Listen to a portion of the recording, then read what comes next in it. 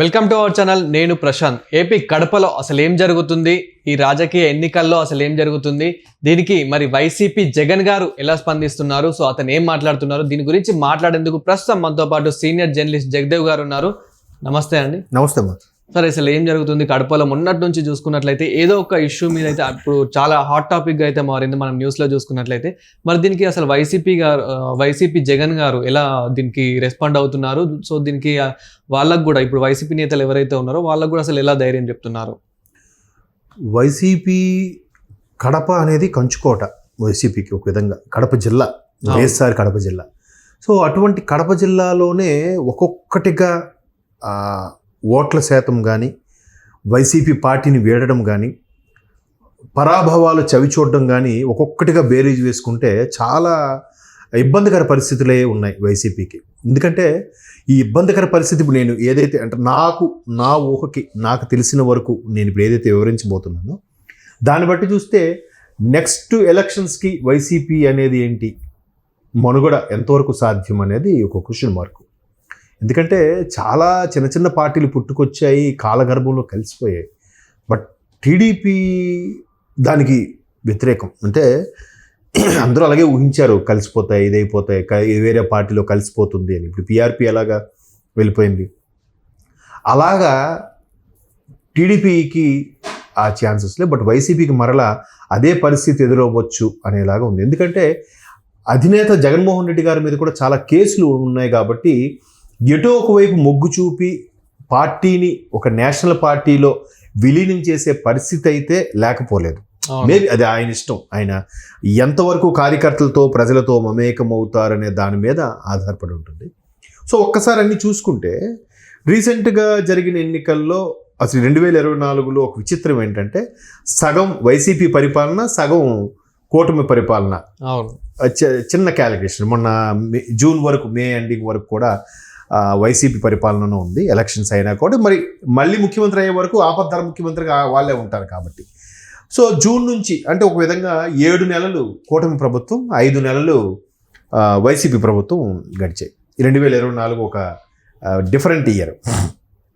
అసలు ఎందుకు అంత ఘోర పరాభవం అంటే ఎంతసేపు బటన్ నొక్కానా గోరుముద్ద, తల్లి దీవెన, తండ్రి రక్షణ, ఇట్లా ఏవోటి వెళ్ళిపోయే తప్ప ఇప్పుడు ఆ వ్యక్తికి, ఆ మహిళకి లేదా ఆ విద్యార్థికి ఎలా చదువుకోవాలి, ఎలా వాళ్ళ కాళ్ళ మీద వాళ్ళు నిలబడాలి, ఎలా అభివృద్ధి చెందాలి అనే దానికి బాటలు వేసిన దాఖలాలు ఎక్కడా కనపడలేదు. అదే బిగ్గెస్ట్ మైనస్ పార్టీకి, ఏమి లేదు. మరొకటి, ఎంతసేపు దందాలు అవి చేసుకొని అన్నీ పెద్ద తలకాయలే స్వీకరించే తప్ప దాన్ని నమ్ముకొని ఆధారపడి ఉన్న కింద స్థాయి కార్యకర్తకి ₹1 కూడా చేరలేదు. ఒక ప్రాజెక్ట్ లేదు, ఒక కంపెనీ లేదు, ఒక విధి విధానం లేదు, ఒక ప్రోటోకాల్ సిస్టమ్ ఉంటే పోనీ ఏదో అరే మా ముఖ్యమంత్రి గారికి ఎంత వచ్చింది ఆ ప్రోటోకాల్ ద్వారా, నెక్స్ట్ మంత్రికి ఇది వస్తుంది. ఇప్పుడు ఆ ఏరియాలో ఒక ఫ్యాక్టరీ పెట్టారు, మంత్రి గారి పర్మిషన్తో ఒక 4 పోస్టులు, లేదా మంత్రి గారికి ఆ ఫ్యాక్టరీలో ఒక షేరు, ఒక పార్ట్నర్షిప్, తద్వారా కింద కాంట్రాక్టర్లకి, తద్వారా కార్యకర్తలకి ప్రతిదీ జగమెరిగిన సత్యం. దీంట్లో అందులో స్కాములు గీములు అనడానికి లేదు. ఎందుకంటే ఎవరైనా ఇప్పుడు సోకాడు రాజకీయ నాయకులు అందరికి కూడా ఏవో ఒక వ్యాపారాలు ఉన్నాయి కదా. వ్యాపారాలు లేని వాళ్ళు ఎవరున్నారు? సిమెంట్ ఫ్యాక్టరీయో, సారా షాపులో, పెట్రోల్ బంకులో, లేదా రియల్ ఎస్టేట్ కంపెనీలో అన్నీ ఉన్నాయనే కదా, లేవని ఏం కాదు కదా. అలా చేసినప్పుడు వాళ్ళ దాంట్లో ఒక భాగము ప్రోటోకాల్ ప్రకారం ఒక్కొక్కటి కింద స్థాయి వాడికి అందితే అది ఫలాలు ఉంటాయి. ఎంతసేపు మేట నొక్కాను నీకు ఇచ్చేసాను డబ్బులు అంటే ఎట్లా, అంతవరకు కరెక్ట్. సో అది మైనస్ అయింది. అలాంటి సందర్భంలో కడప పార్లమెంట్ కాన్స్టిట్యూషన్ చూస్తే 7 నియోజకవర్గాలు ఉన్నాయి. ఆ 7 నియోజకవర్గాల్లో కూడా 2 వైసీపీ గెలుచుకుంది. ఒకటి బద్వేలు, రెండోది పులివెందుల, మన అన్నగారు జగన్ అన్నగారు. మిగతా 5 టీడీపీ కైవసం చేసుకుంది. ఈవెన్ ఆ కడప కాన్స్టిట్యూషన్ నుంచి అవినాష్ రెడ్డి గారు గెలుపొందిన బొటాబోటి మార్కులతో పాస్ అయినట్టు గెలుపొందారు. మరోవైపు సొంత చెల్లెలు, జగన్మోహన్ రెడ్డి గారు సొంత స్వయాన చెల్లెలు, ఒకప్పుడు వైసీపీని పార్టీని బతికించిన మహిళా నేత, ఈరోజు ఆ వాళ్ళ మీదకే పోటీగా కాంగ్రెస్ తరఫున పోటీ చేశారు. అఫ్కోర్స్ వాళ్ళు ఓడిపోయారు అనుకోండి. ఇలా ఒక్కొక్కటి కూడా రాజశేఖర రెడ్డి గారి కోటరీకి, రాజశేఖర రెడ్డి గారు ముఖ్యమంత్రిగా ఉన్నప్పుడు, ఆయన బతుకున్నప్పుడు కడప అంటే కళ్ళు మూసుకుని రాసిపెట్టుకు వైఎస్ఆర్ ఫ్యామిలీకి అనుయాయులుగా, వైఎస్ఆర్ ఫ్యామిలీకి దగ్గర బంధువులుగా, వైఎస్ఆర్ ఫ్యామిలీకి మిత్రులుగా ఉన్న వాళ్ళు మాత్రమే గెలిచే పరిస్థితి.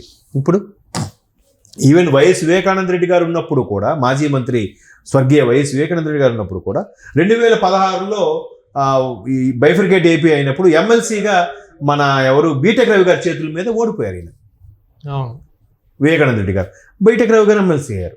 ఇప్పుడు మొన్న అవినాష్ రెడ్డి గారు గెలిచారని అంటే బొటాబొటి మార్కులతో ఆల్మోస్ట్ ఆల్.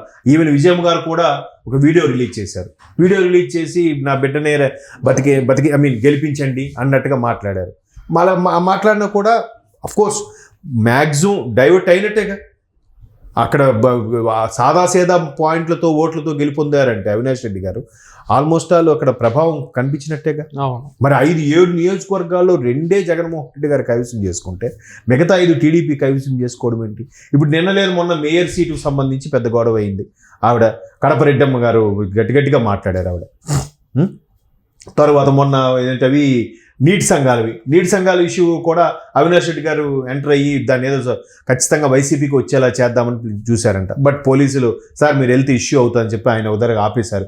అక్కడ వైసీపీ కార్యాలయంలో ఉంచేశారు. నెక్స్ట్ డే బీటెక్ రవి గారు ఎంటర్ అయిన తర్వాత ఏది వాస్తవం, ఏది ఎటువైపు క్లియర్గా ఉంది, ఓకే టీడీపీకి ఫేవర్గా ఉంది, నీటి సంఘాలు కూడా టీడీపీ దక్కించుకుంది. ఈవెన్ కార్పొరేటర్లకు సంబంధించి అన్నీ కూడా ఒక్కొక్కటిగా అంటే వైసీపీకి అలాగ ఒక్కొక్కటిగా సైలెంట్ అయిపోయి నాయకులు కానీ కార్యకర్తలు కానీ కూటమిలో కూటమిలో ఉన్న 3 పార్టీలు ఏదో ఒక పార్టీ తీర్థం పుచ్చుకునే ప్రయత్నం చేయడానికి కారణం ఒకటి, జగన్మోహన్ రెడ్డి గారు కార్యకర్తలతో కానీ ఆ నాయకులతో కానీ కలిసే ప్రయత్నం చేయట్లేదు అనేది కూడా ఒక అభిప్రాయం వినిపిస్తుంది. మరి అంటే గతంలో ఎలా ఉంది అంటే ఇప్పుడు గతంలో వైసీపీ ఉన్నప్పుడు ఎలా ఉంది, ఇప్పుడు కూటమి ప్రభుత్వం ఉన్నప్పుడు ఎలా ఉంది కడపలో? ఇప్పుడు ఏమైనా చేంజెస్ అనేది వచ్చాయా? చేంజెస్ అవుతున్నాయి కదా మెల్లమెల్లగా. కొంతమంది ఇప్పుడు రీసెంట్గా ఒక 8 మంది కార్పొరేట్లు కూటమి టీడీపీ తీర్థం పుచ్చుకున్నారు. ఇప్పుడు నిన్న లేదు మొన్న ఆవిడ మన కడప ఆవిడ పేరేంటి మర్చిపోయాను, ఆవిడ చాలా గట్టిగా మాట్లాడారు. మేయర్ సీట్లోంచి ఆవిడ గట్టిగా మీరు ఏ పంథాలో ఏ విధంగా నిర్ణయం తీసుకుంటున్నారు, మేయర్ అనేవారు ఎంతమంది కార్పొరేటర్లు అభిప్రాయం ప్రకారం నిర్ణయం తీసుకోవాలి, దానికి అన్ని ప్రూఫ్స్ ఉన్నాయి, మీరు దాని ప్రకారం నడుచుకుంటున్నారా లేదా అంటే మొన్న కడప అదే మున్సిపాలిటీ పెద్ద ఇష్యూ అయింది కదా కార్పొరేషన్లో. సో అలాగే ఈ ప్రతిదీ కూడా అంటే దీనికి అందరూ చెప్పే ప్రధాన కారణం ఏంటంటే ఏదైతే వైసీపీని పార్టీ వీడుతూ కూటమిలో చేరుతున్నారో వాళ్ళందరూ చెప్పే జవాబు ఏంటంటే సార్ మా నాయకుడు నాకు చాలా ఇష్టం జగన్మోహన్ రెడ్డి గారు, కానీ అసలు ఏంటి పరిస్థితులు ఎలా ఉంది మేము చెప్పుకునే ప్రయత్నం మాకు ఇవ్వలేదు, మమ్మల్ని కనీసం కలవడానికి కూడా ఇష్టపడలేదు ఆయన.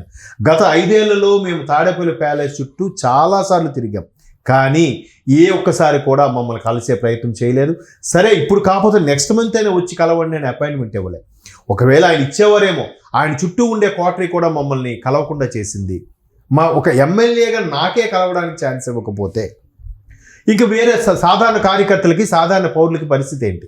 మధ్యలో ధనుంజయ రెడ్డి గారు కలవలేదా, లేదా సజ్జల రామకృష్ణారెడ్డి గారు కలవలేదా అనే విషయం పక్కన పెడితే నాయకుడు అనేవాడు ప్రజల్లోకి వెళ్ళి ప్రజల సమస్యలు కానీ ప్రజల యొక్క లేదా వాళ్ళ తోటి నాయకుల యొక్క అభిరుచులు కానీ లేదా పథకాలు ఎంతవరకు రీచ్ అవుతున్నాయి, ఇవి బాగానే ఉందా లేదా అనే తెలుసుకునే ప్రయత్నం చేయాలి. కానీ ఎంతసేపు మేట నొక్కాను వాళ్ళకి పడిపోయి లేదు మనం తిరగలేదు 30 ఏళ్ళు మన ప్రభుత్వమే ఉంటుంది అనే ధీమా ఏదైతే ఉందో, ఒక నేనే రాజుని ఇంకా మేమాంసలో బతికేశారు కాబట్టి అదే మైనస్ అయింది.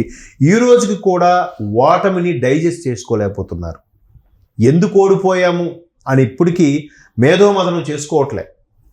వీళ్ళ ప్రేమలు ఆప్యాయతలు ఏమయ్యాయి అని అన్నారు ఆ రోజు కూడా, రిజల్ట్ తెలిసిన రోజు కూడా. సో అది ఓటమి గెలుపుని ఎంత బాగా ఎంజాయ్ చేస్తామో ఓటమిని కూడా అంతే స్థాయిలో స్వీకరించినప్పుడే ఆ నాయకుడు అనేవాడు ఎల్లకాలం నిలబడగలుగుతాడు. అది సో ఇట్లాంటి దీనివల్ల మెల్లమెల్లగా కడప కంచుకోటగా వైసీపీకి కానీ కాంగ్రెస్ కానీ కంచుకోటగా ఉన్న కడప మెల్లమెల్లగా కూటమి కబంధ హస్తాల్లోకి వెళ్ళిపోతుంది అనేది స్పష్టంగా కనబడుతుంది. అది థ్యాంక్ యూ.